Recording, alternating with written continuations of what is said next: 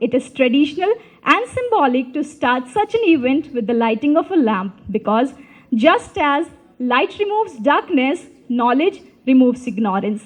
So I would like to welcome all our dignitaries to please come for the lamp lighting ceremony.